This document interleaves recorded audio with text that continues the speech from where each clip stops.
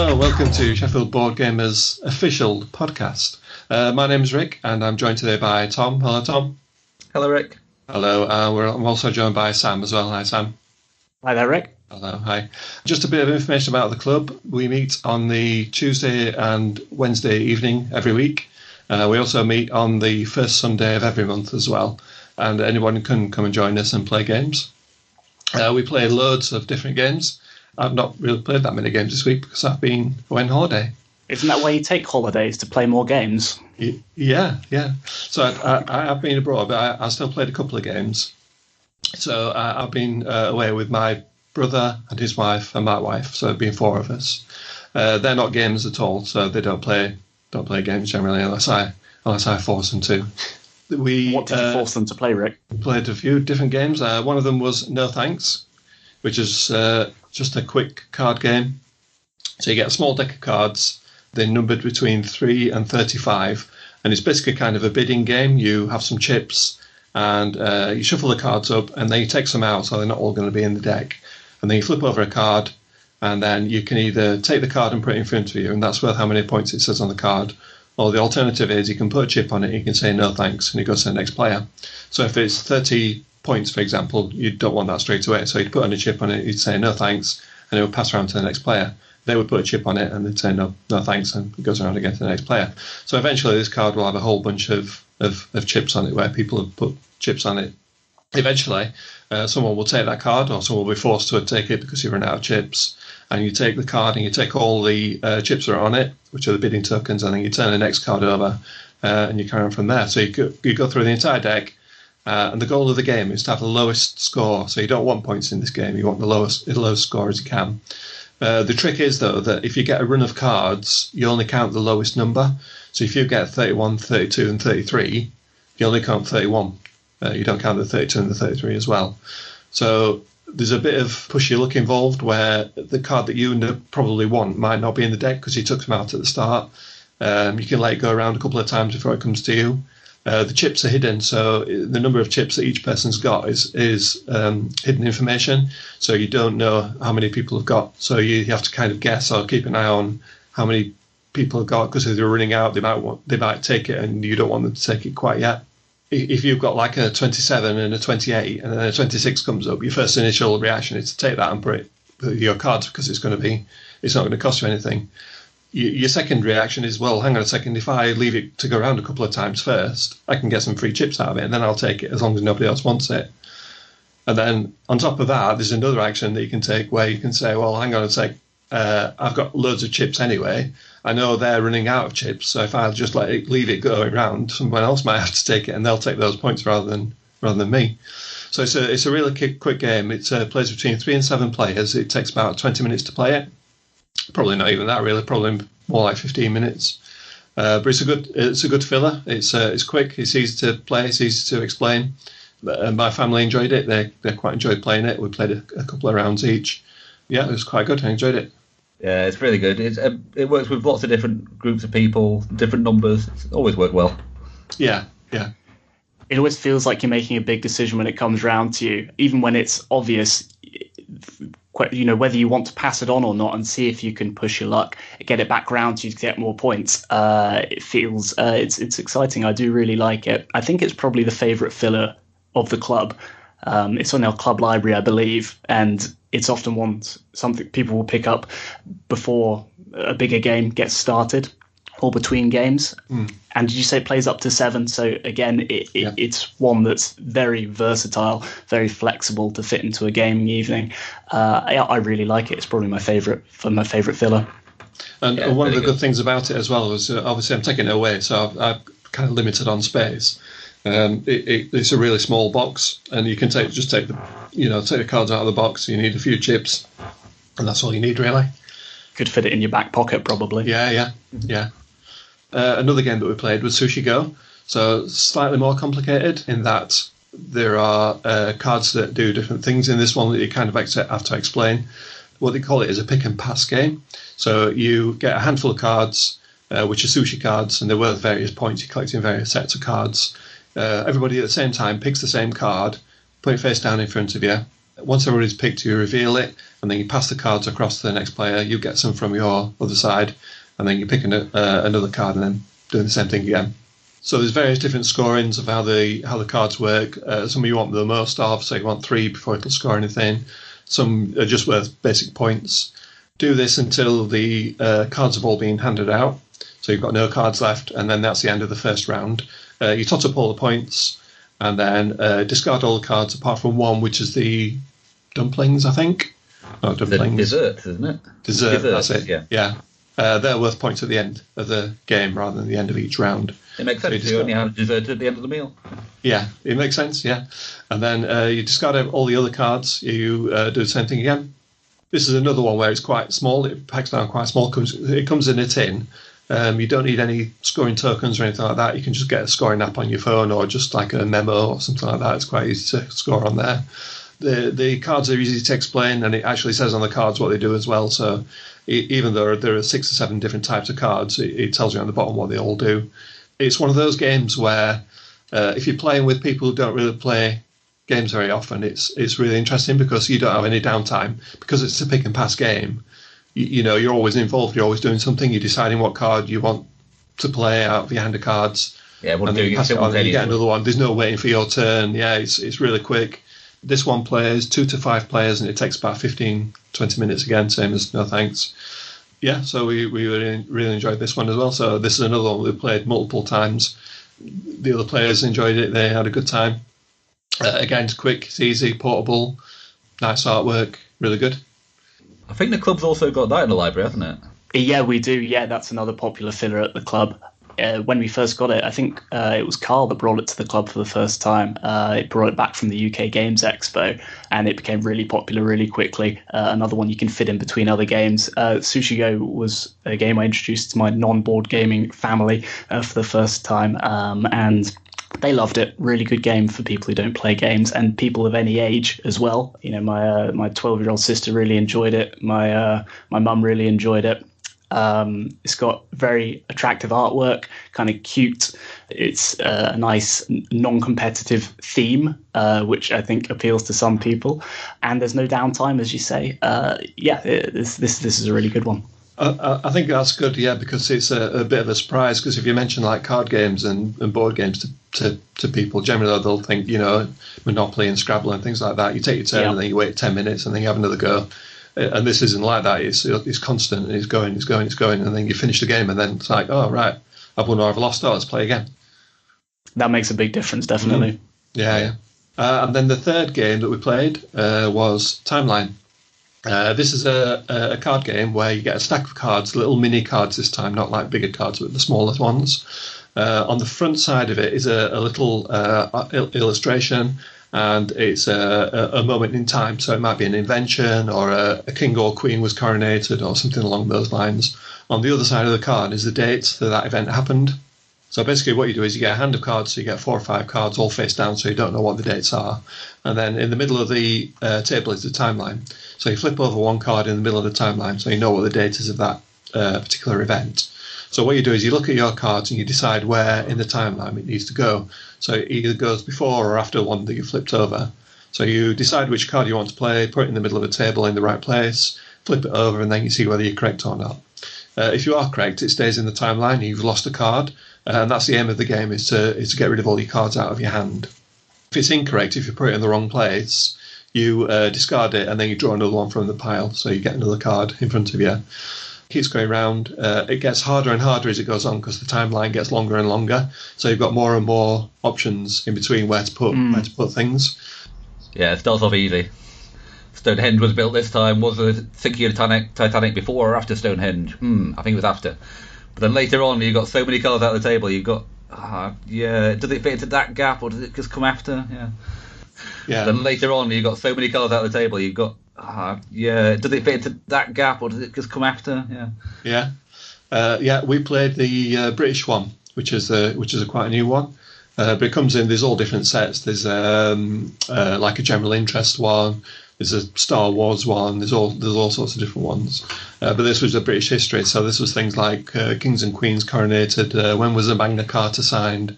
Right up to like recent events like the vote to leave the EU. That's one of the cards in there. That's awesome. That sounds really fun. I'd never heard of this one. And I like if you got the historical packs, it's almost an educational game, or it's got that slant to it.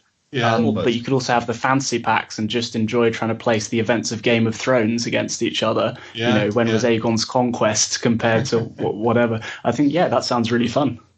Again, it's quite an easy one. It's quick to explain. It's easy to play. This one is 2 to 8 players, and it takes about 15 minutes. Again, it's just like a small stack of cards, nothing else to it. The only downside is you get, I think in the British one, you get just over 100 cards. I think it's like 110 cards. So once you've played it 3 or 4 times, you get to know some of the dates. Obviously, you can't remember them all, but you do get to know certain ones. We played it, I think, probably 5 or 6 times. We were still, we're still finding cards that we'd not even seen yet. So yeah, another easy one. Quick to play, easy to explain, quite good fun. My sister-in-law, Nicola, she really enjoys this one because she's like a bit of a history fan. She likes history and she watches the the History Channel, and she reads historical books and things like that. So she really likes this one. I think somehow this game kind of gets past the problem that you sometimes get with like Trivial Pursuit or general knowledge games, where someone who's just knows this stuff just sort of beats everyone. Somehow Timeline gets past that. You can get someone who's really good at history, but they just don't know exactly which year that was, so they get it wrong. So, if you don't know when the Magna Carta was signed, you can kind of guess if it's in between. And there's a bit of strategy as well, because you get a hand of cards in front of you. Some of them might be really easy that you know, and some might be more tricky. So do you play the tricky ones first, where you've got more chance of slotting them in between the the cards that are already on the table, or do you save them up and try and figure out where they're going? You can look at the pictures as well. The pictures are really good. There's a unique illustration on each card, which gives you a kind of clue as well. You can look at like the dress that they're wearing, or there's some information on there as well that helps you out a little bit. So that's good. It's a really good one. I like that. It's a good game, yeah. When we finished lunch, when we were on holiday and we finished lunch in the hotel, you go out and sit outside in the bar area. There were quite a lot of people playing games there. Most people were just playing like normal card games, so they got like decks of cards. There were a few people. What's the one with the pegboard? You get like a board and you put scoring on it. Is that cribbage? Cribbage, yeah. There were a few people playing that. I saw a few people playing Uno as well, but no other games apart from. There was one German guy who was playing Yahtzee. He'd got like a cup with some dice in it, and he was shaking it and putting it down, and then writing some scores down on a little piece of paper. But it wasn't like a modern game. It was an old game, I think. I thought you were going to say there was one German guy playing Agricola or something. I wish. That's nice. Nice to hear people playing the good old games. You should have tried to introduce them to Timelines or something. Yeah. Well, a few people did come over and say, "Oh, what you're playing? This looks interesting." And so we kind of gave them a quick overview and stuff. So yeah, we definitely spreading the word there. Also, I'm very impressed. We'll be playing it next time you go. Yeah. When you were chatting before we started recording, you mentioned, and I'm very impressed with this, that hotel had an escape room in it. I've never heard of that in any escape room before. Yeah. Hotel, I'd say that. It's a massive hotel. It's on like 8 or 9 floors. There's like 10 restaurants. It's huge. It's absolutely massive. And downstairs there's a spa. And then next to the spa, there's like a little cinema room. So that shows you how big it is. There's like a little cinema in there. And then also there's an escape room. So like as soon as I saw that, I thought, we're going to have to go. I'll go at that one. That's all gaming adjacent, isn't it? Yeah. There was an arcade as well. There's some like arcade machines and things.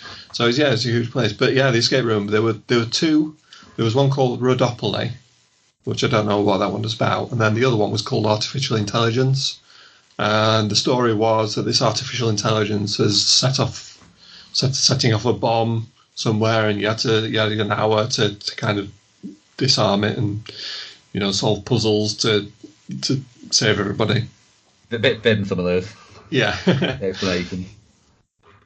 Did you play it then? Yeah, we played it. And did you escape?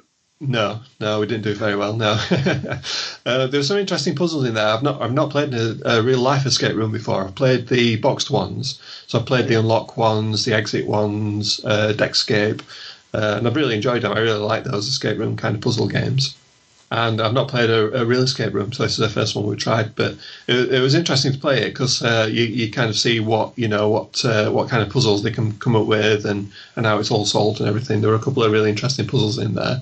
The one that let us down was some weights that you have to hang off of a piece of elastic. So there was a hook in the wall, and then a piece of elastic coming down this from this hook, and then you get some weights. You get like 4 weights. And then on the wall, there's some lines with some letters against it. So obviously, we knew what to do straight away. You hang one of the weights on there, and then you see what letter it gives you, and then you key the code in to give you a nice puzzle. But the only trouble was that the lines didn't really line up properly, so it was the elastic was a bit worn, and it didn't quite work correctly. So we kind of got the answer, keyed it into the keypad, and nothing happened. All right, so we must have done that wrong. So we tried it again, got a different answer. Keyed it in again, didn't work. Okay. So we tried it 4 or 5 times with different combinations, and none of it worked. So we thought, we must be missing something. There must be some kind of clue that we're missing or something. But no, it was just the elastic that wasn't quite up to scratch, and it didn't give you the same result every time. That's annoying. So that was a bit of a letdown. But there was some interesting puzzles. I suppose this is spoilers if you ever go to Rhodes. It was some spoilers there if you ever go. But we're going to get angry. There was like a box on the wall that you can't get your hand into, so it was like up again in a corner, like a long thin box, and then you get like a mirror and a torch, and there was some code written inside the box, and you had to kind of get the code out of that. There were some letters on the wall where you get you get like a piece of wood with some holes punched out of it, and you have to find out what the letters are and things. So nothing like really difficult or complicated. I think escape rooms come from the same place as board games, in a sense of people wanting to come together face to face in a kind of a real world environment to play games together, which is how things used to work around the family dinner table or whatever. But maybe it doesn't happen as much today, and with video games as well. You say there was an arcade at the hotel. Well, arcades used to be where people would meet together to play video games, and sub-communities would come about around particular fighting games or whatever's popular at the arcade. But again, arcades are kind of dying now as well. So I think board games and escape rooms are, again, a kind of way for people to enjoy playing together. So I really appreciate both of them. I noticed on Snig Hill in Sheffield, I don't know if you guys have seen this, it's called Meltdown. It's an esports bar. Wow. So I haven't been there. It's literally only just opened. But I was planning on going there on Monday, and this is kind of I guess a social place for people who play video games. And so I think they've got Smash Brothers and Call of Duty tournaments and that sort of thing. And again, I think that's satisfying the same need. I've only been to one escape room myself, and we also abysmally failed. But I love the idea of them. I'd definitely like to do more of them in the future. Yeah, I really like the box ones. I really like all the exit ones and the unlock ones. I've played most of those. So doing this was something a bit different, but very similar. So I really enjoyed it. It was good, and I'd be looking out for any more. You're right; they are becoming more popular. I think there's more and more popular all over the place. Yeah, there are a couple in Sheffield already. Yeah. So while you were sunning yourself in Rhodes, we were stuck back in Britain. But while you were playing family-friendly card games, we got out the biggest game I own, which is Feast for Odin. I've actually played this with Sam at the last Tuesday session of the Games Club. Yeah, this was excellent. That's the first time you played it, isn't it, Sam? It is the first time. Yeah. What did you reckon to it as I was getting all these bits out of the box and showing you this massive board with all the options on it? Was it terrifying? Yeah. It was terrifying, but not when you started playing it. And this is what you said. You said when you learning the rules is a pain in the ass, but once you've got the rules down, actually it flows pretty nicely. And that's exactly what I felt when you look at the actions board, which gives you, how many actions? Like 40, like 40 different action spaces, something like that. And that's intimidating. And a lot of them refer to, other boards. There are another like 10 boards around the table to do various different things. The exploration boards with entirely separate islands that you can add to your village, and so on, other houses that you can build. So yeah, it is a bit intimidating, but it really does flow super smoothly when you actually get down to it. And that's what I was really impressed with. First of all, should we go over the stats of the game? How many does it play, Tom? Some. Some, yeah. It's I think more, it's 2 to 4. One. 2 to 4, did you say? I think so. In fact, you're wrong. It's 1 to 4. Oh. You can play it solo if you want to. Board Game Geek says 1 to 4 players. Designer is Mr. Rosenberg. Is it you Rosenberg? UE? Uwe, thank you. Uwe Rosenberg, published by Furland Spiel. I shouldn't be reading this out. I can't say anything. It's and it plays. It says 120 minutes. How long did it take us? I think it took us 3 hours. I think 3 hours it was, yeah. And I feel like that's more accurate. It says a free-player game. What was that? Just because it was your first game, though? I think so. Partially, but I don't feel like, we got too hung up on the rules or anything, and I don't think anyone was taking too long to take the turns, anything like that. Definitely couldn't play it in 30 minutes, which is the minimum time it says on Board Game Geek. That's madness. I think it's on the box. I think it says 30 minutes per player. So I think the 30 minutes is for the solo game. So with a free-player game, it should have been an hour and a half. That would make sense. Yeah. Yeah, excellent game. Who won in the end? I can't even remember. I think it wasn't. Yes, we thought it was a draw between me and Mike, and then Mike found an extra point that he hadn't counted. So he won. Just. Sneaky. That's sneaky extra point.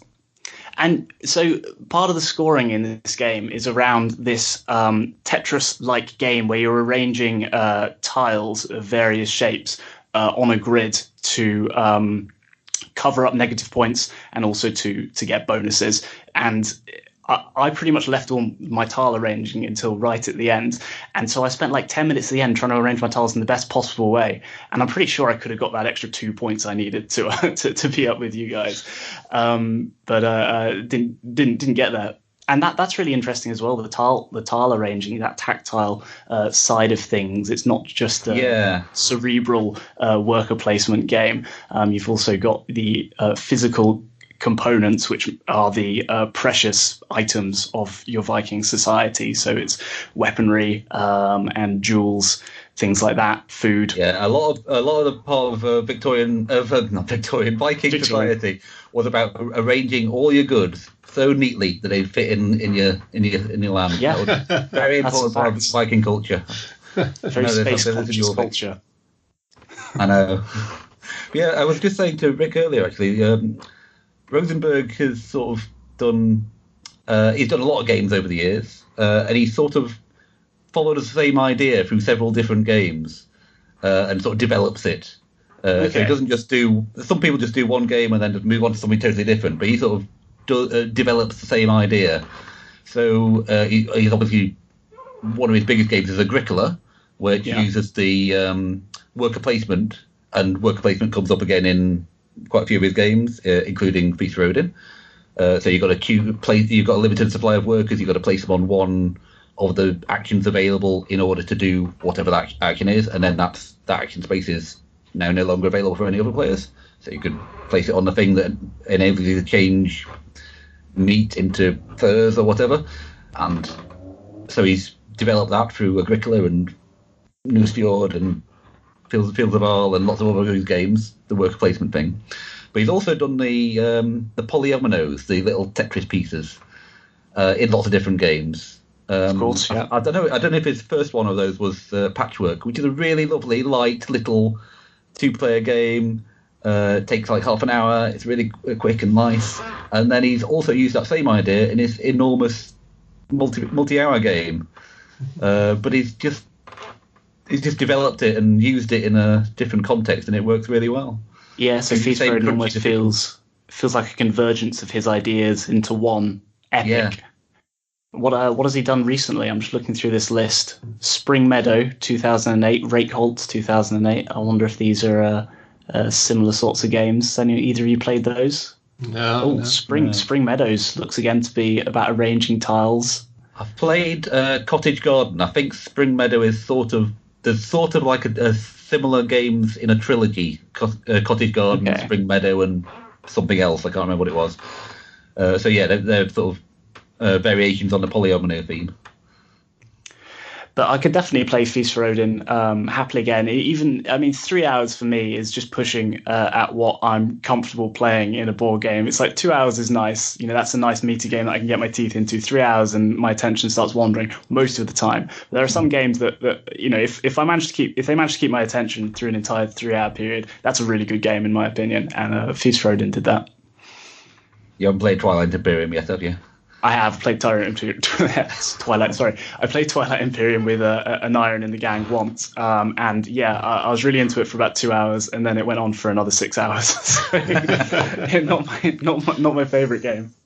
It's fine. It definitely does its own thing, doesn't it? It's definitely for people who want that big epic experience. I really like it. Occasionally, just have an epic experience like that. The people really that like it really like it. Yeah, definitely. And then sometimes I just want to play a 20-minute game of No Thanks or something like that.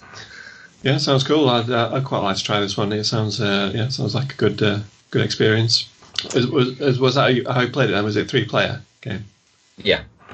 So we had an offer of a 4th player, but he turned up and he hadn't read the rules, so we thought, yeah, we could spend another hour explaining the rules. But what I do love about the club is that people don't mind that. People will play with anybody, whether they've read the rules or not, and will sit down. And you can kind of expect at the beginning of a game at the club that we'll go through the rules, even if it's a painful experience. But someone's happy to explain. But yeah, I think in this case you'd explicitly said, "Hey guys, can you read the rules before we start?" Yeah. And I knew we were going to be pushing it to get finished anyway. So exactly, and it's a long game. You can't always fit those massive games into a club night, especially if it's going to take 30 minutes explaining the rules and 50 minutes clarifying them or whatever.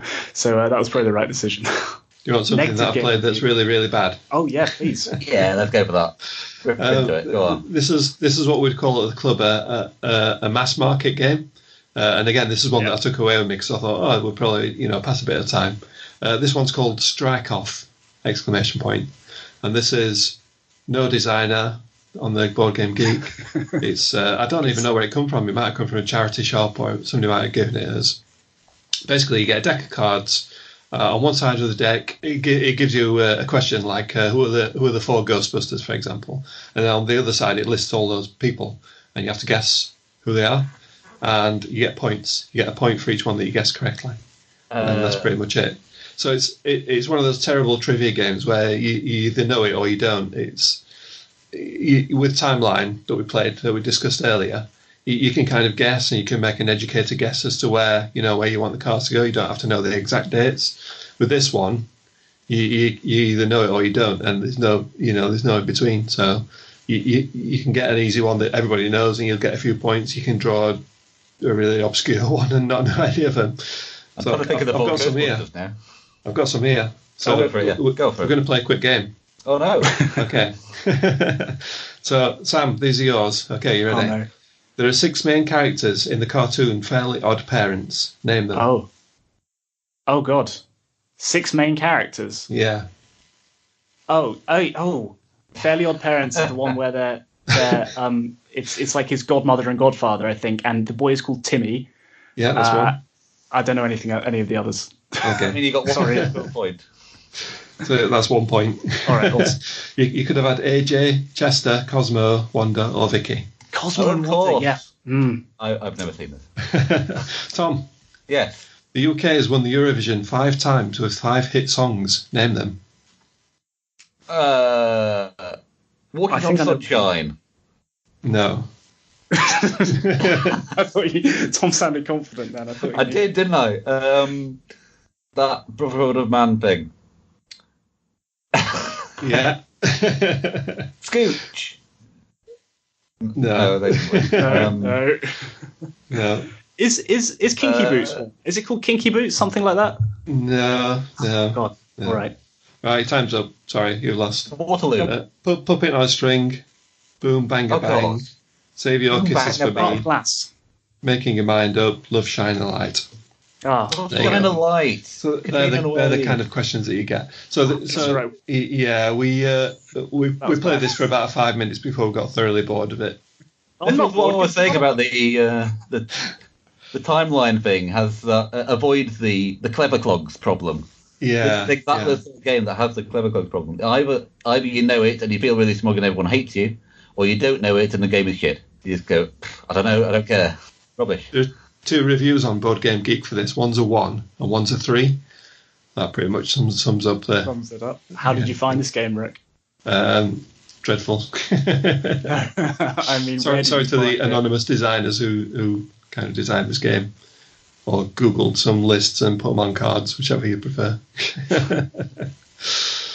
Having experience of seeing board game designers, I've been doing a Playtest UK thing in Sheffield for some time now, and there's people coming along with designs they've been working on. They're trying to get it all right, trying to get all the mechanisms working.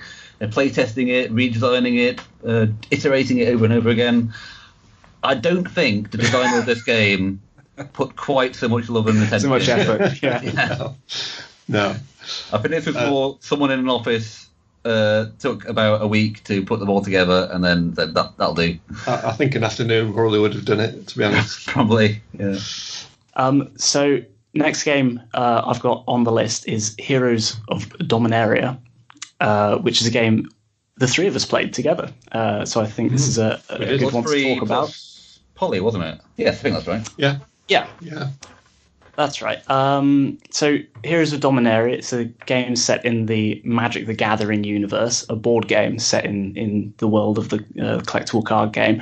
2 to 4 players. We played it with 4. Designed by Peter Lee, publishers WizKids. It says 75 to 90 minutes. How long did our game take? Anyone remember? It was a few weeks ago now. No idea.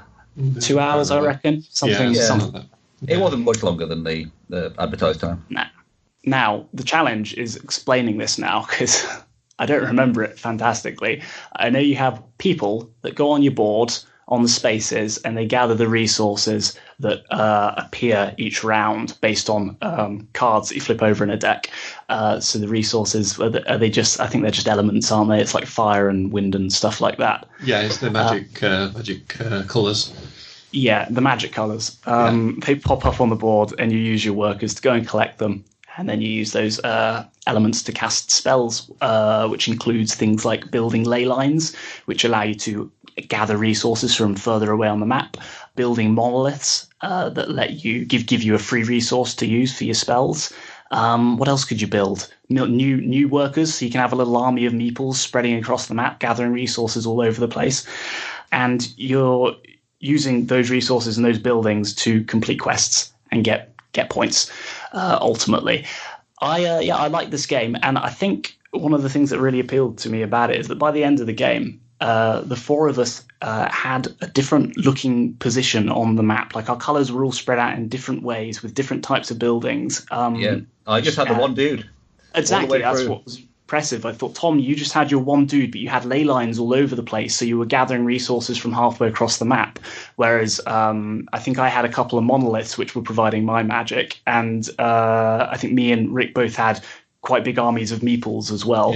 And that really appealed to me, having these different ways to win the game. What did you guys think of it? I enjoyed it. It was good. The quest cards that you get say things like if you created 2 monoliths in these 2 locations, then you get some free points, and that's kind of a bit random because you just draw them out of the deck. But the way they've got around that is that you draw 2 and then you pick 1, so you can pick the best one out of it. So it's a bit random in that aspect, and you get artifacts as well, which I think is a similar sort of thing. That like some for your particular strategy will be really powerful, and other ones are going to be completely useless. So again, the way they've got around that is you draw 2, and then you pick 1 out of the 2 that you want to keep, and then discard the other one. So it was good. Yeah, it's fairly light, isn't it? It's not really.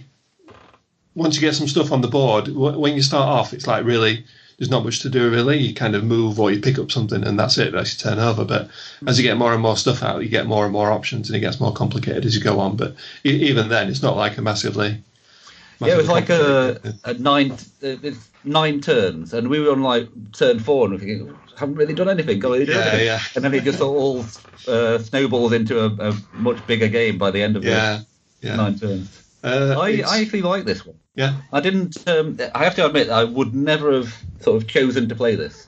I've never played Magic. I'm not really interested in all the lore behind it. and it looked like a game that I thought was going to be more sort of style over substance, but it actually turned out to be really interesting how it worked, how it all came together. It's it's nothing like Magic really. It's nothing to do with the mechanics or the card game. The theme really is all that's tying it to the. Some of the same. To the I wondered if they were going to be trying to make a board game that somehow evoked the feeling of playing the card game, and I don't think this is that at all. It's more or less a game set in the same universe, but with what feels like quite separate mechanics. Now, I've never actually played Magic: The Gathering, but so this is just a guess essentially. But it definitely seems like a separate thing. Yeah. There's no relation really between a card game and this game. It's its own game really. And even the theme doesn't come into it a lot. I wouldn't say it's a theme-rich game, despite the background franchise behind it. I think Tom was looking at his character, who's planeswalker, pyromancer, and she's got 3 paragraphs of lore on the back of her card. And he says, "Okay, so what's my player power?" And it's like, no, there are no player powers. These you've all got very separate. Yeah, they're all exactly the same. Their own personalities. Yeah, flavor text indicated that she did completely different things. Like all her fire magic was totally different to your water magic, but no, it's exactly the same character as all you guys have played. Yeah. No relation at all. What you were saying about the randomness of the cards is one of the things that did frustrate me about the quests, is that you can pull out a quest that is one you've already completed or you're very close to completing, and that might give you a swing of points that lets you win the game. That's the same problem, if you want to call it that, as Ticket to Ride, and also Lords of the Waterdeep. Sometimes you just get the right quest at the right time, and it feels a little unfair having those kind of swingy random events. There's no skill in it. I did quite like how there were like different kinds of quests. Like there was one where you just you can build so many things and you complete it, and then there was another one where you can actually start it. So you make a start on it, and then you have to do a couple of things, and then once you've done those things, that's completed then. So some of the quests aren't completed like straight away. I quite like that. Yeah, sometimes you have to take a meeple across the board or something like that, as if they're on an adventure. I did like that aspect of it. It did feel to me, and I don't know if it's just me being superficial, but it did feel to me similar to Lords of Waterdeep, which I mentioned whilst we played. And Rick, you said you didn't really see it. Maybe it's just because there are meeples and there are coloured cubes and there are quests, which are all kind of Lords of Waterdeepy things. But it does feel to me a little bit like Wizards of the Coast, who make Magic: The Gathering, kind of said, "Hey, Dungeons and Dragons, they have a board game. Why can't we? Someone go and make something kind of similar." Yeah. And if you put like lines between the action spaces on Lords of Waterdeep and you moved your meeples around, I feel like you'd be looking at very similar games. Yeah, possibly. But yeah, overall, pretty good time. Not my favourite game in the world. I'll probably play other things over it, but not bad. I kind of wish they had made a game that pulled in more of what makes Magic appealing to people, because it's such a massive game and it's a very sprawling game that has 10 years of cards. And this didn't really feel like a game that was trying to be that at all. But I think I would have liked it more if it had pulled from what made Magic appealing to all those people and tried to interpret that as a board game. I'm not sure if this was the board game of the card game. I think it was the board game of the novels of the card game, if you see what I mean. The whole sort of expanded universe of novels written about Magic, and they got the lore from that and made a new game. There is another one as well. There's the Arena game, which is based on Heroescape, the old kind of combat game. And that's based in Magic: The Gathering kind of universe as well. And that's one where you get like little miniatures and you've got a board and you send the guys around, like a bit like a skirmish game really. You go around and you fight your miniatures and stuff. That's another one that's not really related to Magic in anything apart from the theme really. But I've not really played that one yet. That's just one that I've just got on the to play shelf. I do want to play some Magic: The Gathering, having played here as a Dominaria actually. So I've just started downloading. It's downloading at the moment. No, don't bother. For Magic: The Gathering Arena. So unless you've got deep pockets. You can. The Arena is a free-to-play version of it, kind of like Hearthstone. But they do have an online version called Magic: The Gathering Online, where you have to buy everything. It's like a very literal interpretation of the physical card game into a digital game where you have to buy cards individually and pay for your whole deck. That makes it even worse. You're still paying the same money, but you're just getting a digital card instead of a real card. You don't have an actual collection. Wow. To flick through. It's all online. Mm-hmm. Oh well, I'll get back to you to see if to let you know if it draws me and if I fall down the rabbit hole. I've got no room in my life for a lifestyle game. Yeah. No. Yeah. I suppose legacy games are kind of, in a sense, taking that place for some board gamers that CCGs do for for people who play those sorts of games. Games that you keep coming back to again and again. So I suppose in a sense you could consider those lifestyle games. Yeah, they've got a limited lifestyle though.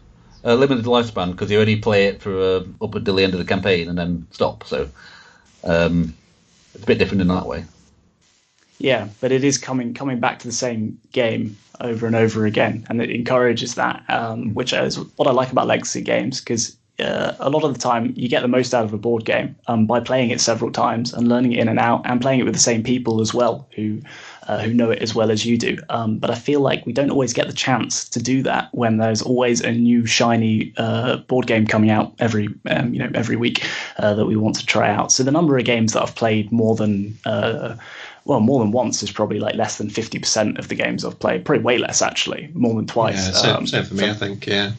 Mm-hmm. So I think legacy games encouraging that is good for you.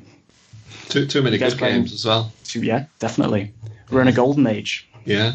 Apparently so, yeah. I was going to mention that the UK Games Expo is coming up soon. Are either of you going to that? I'm going. I'm not, unfortunately. I'd love to, but I can't make it this time. That's a shame. Swimming in a sea of games. Oh, man, I wish I was going. I'm not, actually. I've just kind of decided. I realised it's next week, and I thought, I kind of want to go. Is it a bit late? Can I arrange it? So I don't think I'm going to make it, but I would love to. And I hope you have a good time, Tom. Are there any particular games you're looking forward to seeing there? I haven't really done any research on what things I'm looking for. I'll just sort of wander around and see what's on the stands, I think. I'm helping out on a stand for Stuff by Bez. She's got a card game called Wibble that I've designed a game for, so I'm helping out on that, demonstrating that. Cool. How does that work? Wibble is a deck of cards. Each card has got a different set of two letters on. Like you might have an A and a B, or an I and a Q. And there's, I think, 5 different borders it can have as well. So with this deck of cards, Bez designed 6 or 7 different games. Someone else designed a couple of games. And so in the deck of cards, when you buy it, there's rules for these, I think, 5 games you get in that rules. But there's loads of other games that have been designed for it. And last year he put up a competition saying, submit some games that we could play with this deck of cards. I'll pick the best one, and that will be the next core game for the Wibble deck. Oh, that's great. That's very cool. That's a good idea. It's kind of getting people who are interested in board game design involved and interested. Yeah, it's a really low barrier of entry there. Yeah. and I suppose in a sense it's also very good value for money. If you buy a Wibble deck, you've got all of these possible games to play, kind of like a 52 card deck, but something also quite different. Exactly. I mean, there's so many possibilities, as you know, for what you can play with a deck of cards. So this deck of cards also has letters on. You've got all those possibilities, but you can do lots of word games as well. So not all the games that are designed for it are word games. There's one that's just Grabble. It takes 2 minutes, which is basically the same as what's it called? That Double, where you got a card and you got to pick something with the same symbol on it, and they've got to pick another one with the same symbol on it, that one. Try and get as many as you can as quickly as possible. You can play that with Wibble deck. Like I've got a card with a B and an E and a wibbly line border. So looking at all these cards spread out on the table, there's one with a B. Okay, now I'm looking for one that matches one of the letters on here, or the border, and so everyone just grabbing cards for 2 minutes. Not really a word game, but you're just playing a silly, quick game with the Wibble deck. Sounds like one to add to the club library. Well, is it released? The Wibble deck's been out for a few years.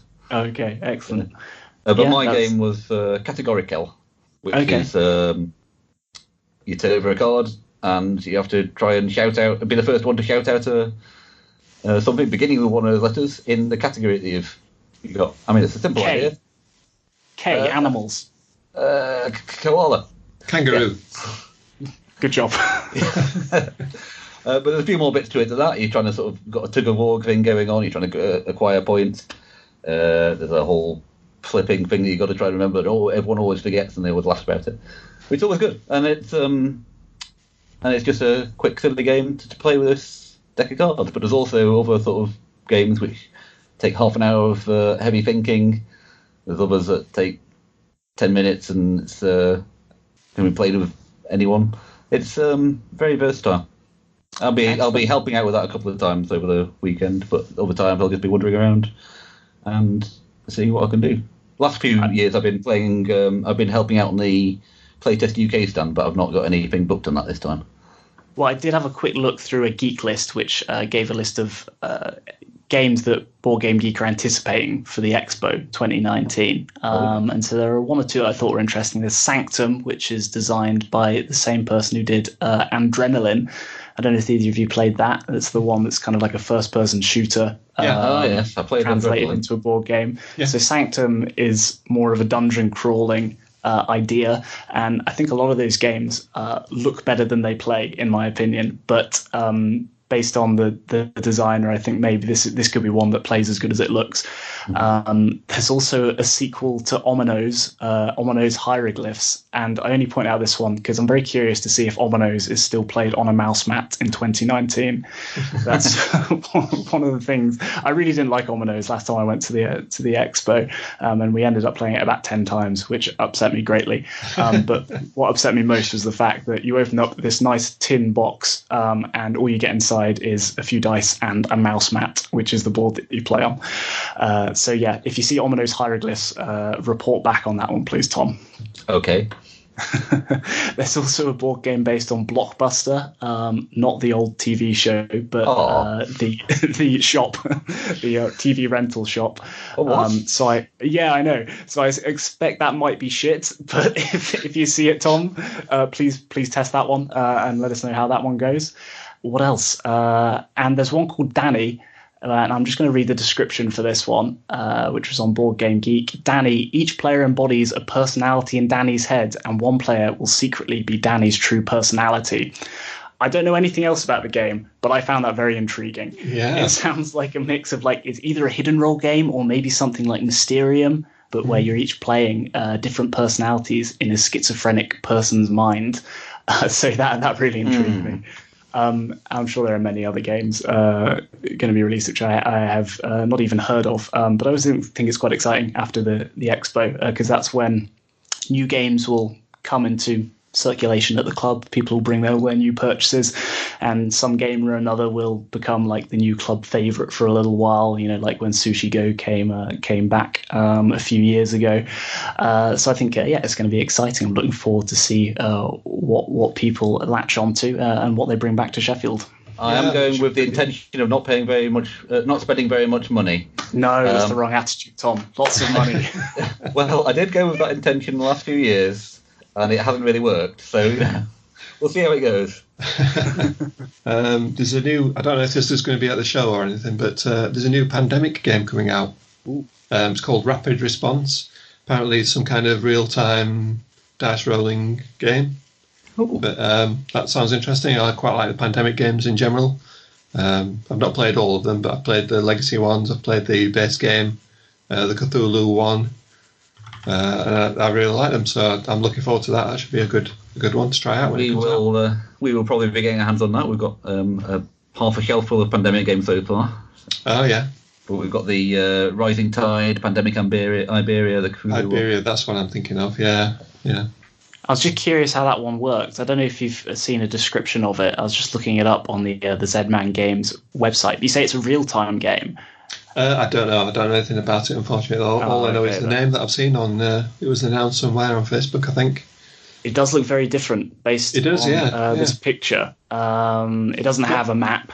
Most of the pandemic games are very similar, aren't they? They kind of follow the same route where you get a big board and you have connections and stuff. But this one looks, quite different. Well, it does look interesting. It's possible since the Town Timer is always running. Yeah, it sounds almost like something like is it Escape, which is the real-time dice rolling game where you've got to escape? So, Yeah, do you know what I'm talking about? Something like that. Yeah. Or Magic Maze, something like that. Yeah, that looks cool. Definitely looks like a departure for the Pandemic series. I'll definitely be up for playing that one. I'll check it out. If it's at the UK Games Expo. How do you like co-ops? Do you prefer them to just normal competitive games? All right. Do you have a particular preference? That's a tough question though. But I think I do prefer competitive games in general to co-op games. Just because you got the other person at the other end of the table who's your opponent, and that to me is a lot more exciting than playing against a deck of cards. But not to say there aren't a lot of co-op games I really love as well. I think if I had to choose one. If Desert Island Games, they say you can either have a co-op or a competitive game. I'd pick a competitive game. I think if I was playing a co-op, I'd prefer to play it with a group that I'm definitely sure of what it's going to be like. I don't want to play a co-op game with strangers. Yeah. So yeah, I'm happy with playing a co-op game with Paula. We play a lot of Ghost Stories and Pandemic, but you want to know the group really. But competitive games just sort of work themselves. Sure. Yeah. Do you mean in the sense that if you're playing with strangers, you might get someone who's just going to take over the game, and you're not going to get the most out of it? Yeah. I mean, you got to risk. If you're working together, so you got to make a team, basically. Yeah. Yeah. They want to know how the dynamics of that's going to work in a co-op. It's a common complaint, that, isn't it? That somebody can kind of take over and tell you what to do on your turn. I think the original Pandemic is notorious for that, but I think some of the newer ones, it kind of gets around that by keeping a few bits hidden, and there's like various different mechanics you can use to get around those problems. Yeah. I've actually played Pandemic with a few people from work who don't play games very often. And they really enjoyed it. Again, it's something a bit different, isn't it? It's not something you kind of think about. But if you're not used to playing games and you kind of come across this, well, hang on, we're all working together. We're a team. We're trying to we've got the same goal. That's really, really different and interesting. You're a games evangelist, aren't you? Mm-hmm. Yeah. Trying to get your family into it, or you got work colleagues? I'm trying to.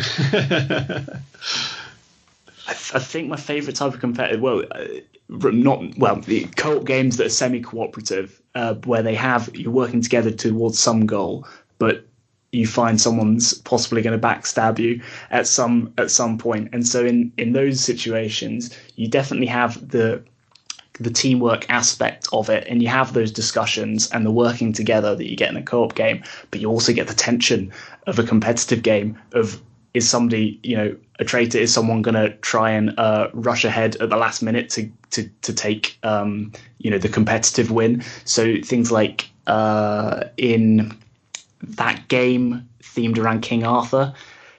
Camelot? Shadows over Camelot? Yes, exactly. Shadows over Camelot. That's one where one of you is a traitor. So most of you are working together. One of you is not, but you don't know who it is. That's a really good interpretation. I've not played that one, but game. Yeah, I'd like to play it. Yeah, really interested with the traitor in there. Yeah, and there's also I'm not going to be able to pronounce this. Archipelago, I think. That's exactly right. Well done, Tom. Oh, thank you. Phew. And in that one, you're working together for most of the game to ensure that you don't lose, that you don't have a joint loss based on one factor in the game, but then ultimately you're counting up points at the end. So again, that's another really nice way to make a semi-cooperative game where you kind of get the best of both worlds. Have you played the Dead of Winter games? Yeah, love them. They're fantastic. Yeah, they're a similar sort of thing, aren't they? Where you've got a group goal that you're trying to achieve. Yeah, that's almost a really elegant, efficient interpretation of that idea, because you literally have the one shared goal, and then you're each given a private goal as well.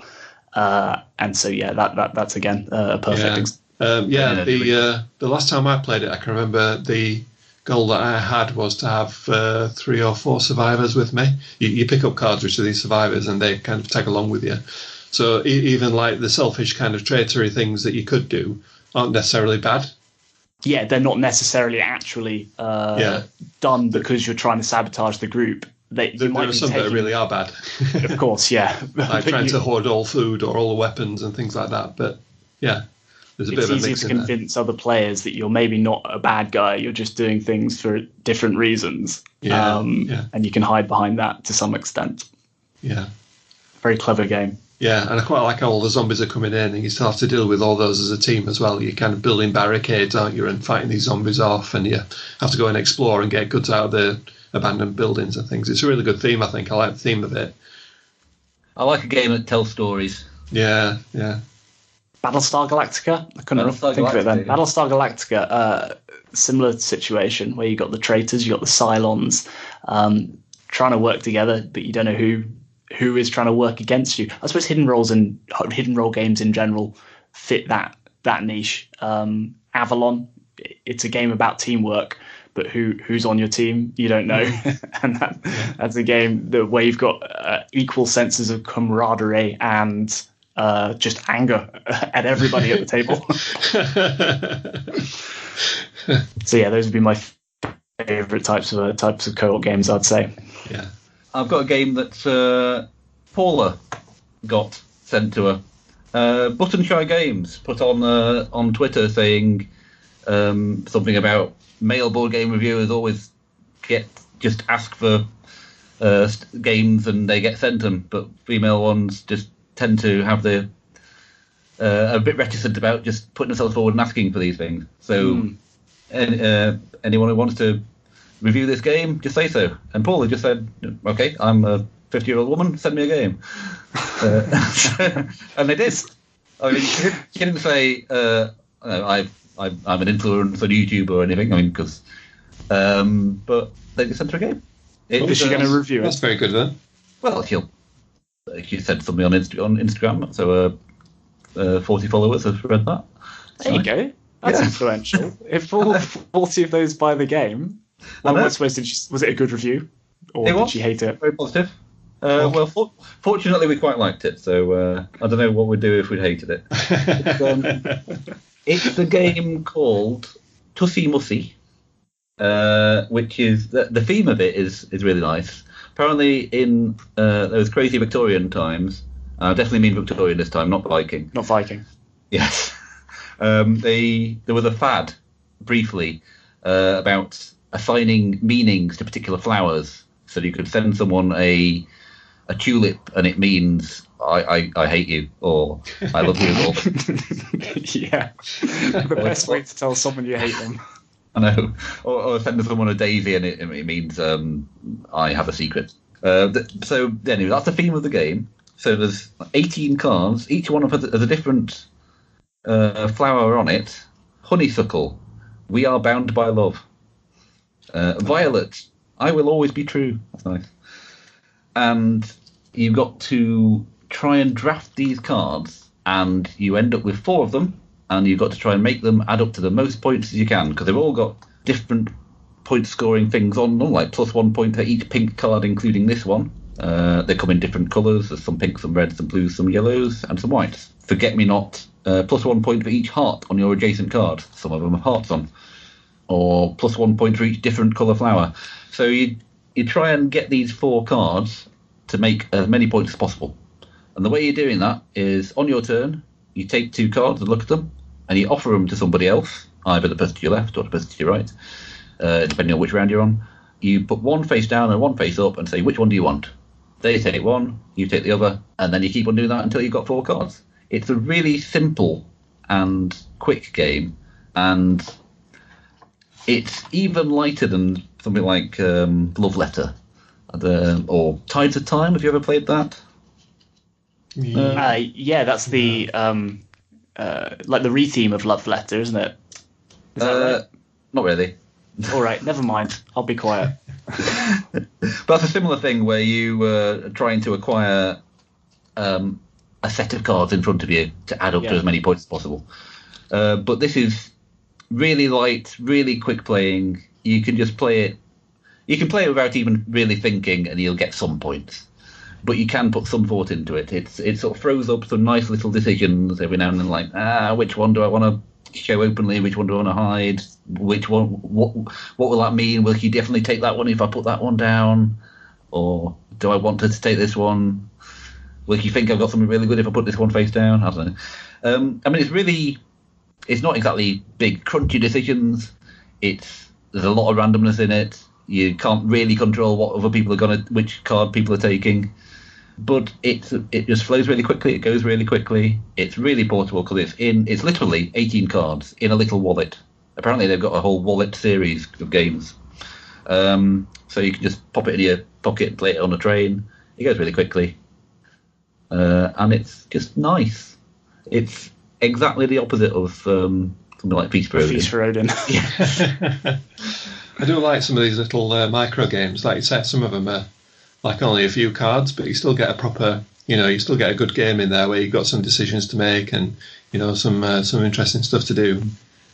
Like Sam said, Love Letter's a really good one.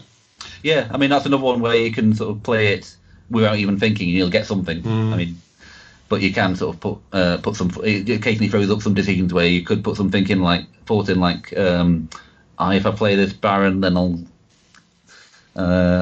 still have this Duke in my hand. I can't remember exactly what the things are. Duke's coup, isn't it? Mm-hmm. Speaking of small games, not micro games, nowhere near that small, but I played Star Realms for the first time. Not for the first time in a while with my little sister, who's only played kind of party games, I suppose, in the past. And she really enjoyed it. She really took to it very quickly, and we had a great time with that one. But Star Realms is probably one of the club's favourite games, or it was in years past. I think, Rick, am I right? It was you that first brought a copy of Star Realms down to the club. I feel like it was. I can't remember, but yeah, I've had it a while. I remember. But it really took off. It was the app that people started playing it on. But for quite a while, people were playing games at the club, and between their turns, taking out their phone and playing a game of Star Realms with somebody. Yeah. Might have been somebody not at the club, or it could have been someone at the same table as them, which sometimes was really annoying. But it does show that game really took people's attention for a long time. I suppose I reckon more games of Star Realms have been played at the club than any other game. It's definitely one of my favourites, actually, and that is another. It's small. It comes in a really compact box.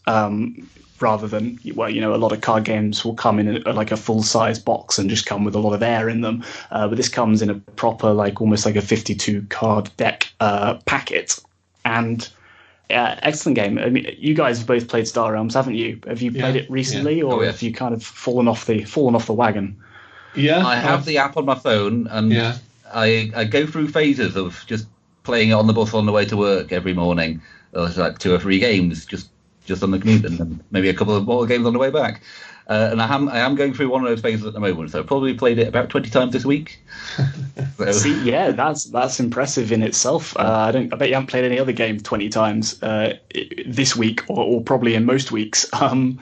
But nope. I mean, we've had tournaments down at the club for Star Realms that we did over the app. Those have been really popular. I think Paulie's run 3 seasons of the Star Realms tournament so far. And I just wanted to mention it because I think it's an excellent game, and I think it's definitely one of the club's core games, or at least it was for a long time.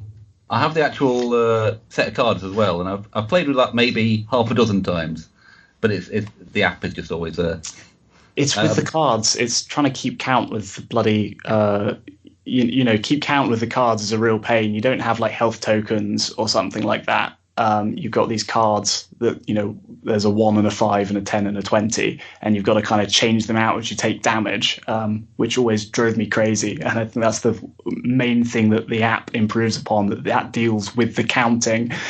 Nobody wants to do counting. Yeah, it's boring. It's the bookkeeping of it, isn't it? It's like the app deals with that, and you can just focus on buying cool ships and blowing shit up. Yeah, it is a really good app, and it's a good game as well. Yeah, I really like it. I think deck building is probably one of my favourite mechanics. I've got quite a few deck builders. I really like it, and this is one of the more streamlined ones. It's one of the quickest ones to play. It's like I said, the app is brilliant. It's really good. I like it quite a lot. Yeah. What's your favourite deck builder, Rick? Dominion, probably. I know some people say it's not really got a theme, and that's true. But I like the purity of it. I like building a deck. These are your actions. This is going to get you more cards. This is going to get you treasures. I just really like that. But Star Realms is definitely up there as well as one of the best ones. Yeah, I agree. I think Thunderstone is probably my favourite, which has got a nice mix of Dominion seeing the cards that you're going to be playing with at the beginning of the game and working out a strategy right from the beginning, but also working into quite a thematic game where you're delving into dungeons and fighting monsters, and it does feel like you're actually doing that to some extent. I've not played that one. Definitely want to try. I bought the Colony Wars expansion as well on the app. That's quite good as well. Yeah. The app's free to download, and you get the base set, don't you? But you can pay for the extra expansions and the extra stuff. So I bought the Colony Wars deck, and that's pretty good as well. It's more of the same, really. There's not a lot of hugely different stuff in there, but it gives you some different ships to play with. You can mix them together, so you can play like the base deck and the Colony Wars deck, and it just shuffles them all together, or you can just play one or the other. That's quite good as well.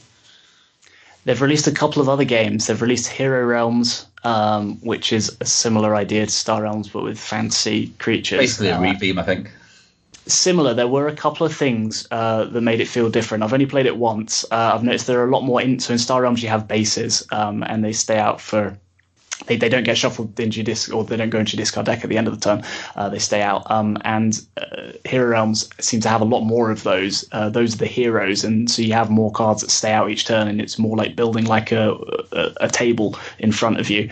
There was more of that, it felt, but I only played it that once, so I don't know if that goes for the whole game. And the other one was the Epic card game, which was, I think, their attempt to make almost a competitor to Magic the Gathering, and I haven't seen anyone play that, but I reckon if they made apps of those, which I don't think they have yet, they'd make a killing, because I really think it was the apps that got people addicted to Star Realms in the first place. And I'm just waiting for the. I own Epic, but I haven't played it. Bring it! I will definitely play it with you, Tom. Right. I've no idea how it plays. I'm sure it's fine. Okay, fine. So I'll do some closing remarks then. You can find us on Facebook. You can find us on Twitter. We are at Chef Board Gamers. There's only one F in Chef. We have a forum, which is www.sheffieldboardgamers.com. And we're on Instagram. You can email us as well, sheffieldboardgamers@gmail.com. If you want to come and meet us and play some games with us, we meet every week. So come along, everyone's welcome. And thanks for listening, and hopefully we'll catch you again next time. Goodbye. Yay! Bye.